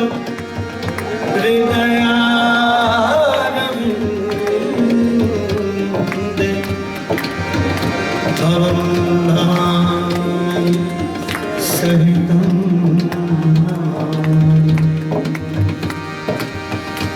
त्वमेव माता च पिता त्वमेव बन्धुः च सखा त्वमेव विद्या द्रविणं त्वमेव त्वमेव सर्वं मम देव देव सर्वमङ्गलमाङ्गल्ये शिवे सर्वार्थसाधिके शरणे त्र्यम्बिके गौरी नारायणी नमोस्तुते। जय जय राधा जय जय राधा जय जय राधा जय जय राधा रमण जय जय राधा रमण जय जय राधा जय जय राधा जय जय राधा रमण जय जय राधा रमण जय जय राधा रमण जय जय राधा रमण जय जय राधा रमण जय जय राधा रमण जय जय राधा रमण जय जय राधा जय जय राधा जय जय राधा। ताली बजाते हुए बोले सभी लोग। हरे राम राम राम हरे हरे हरे राम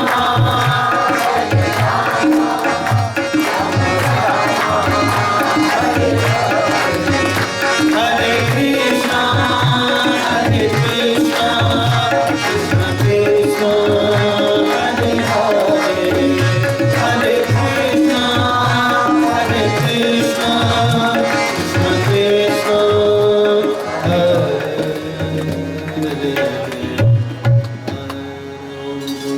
पूर्णमदं पूर्णात् पूर्णमुदच्यते पूर्णस्य पूर्णमादाय पूर्णमेवावशिष्यते। ॐ शान्ति शान्ति शान्ति। बोले श्री कृष्ण चंद्र भगवान की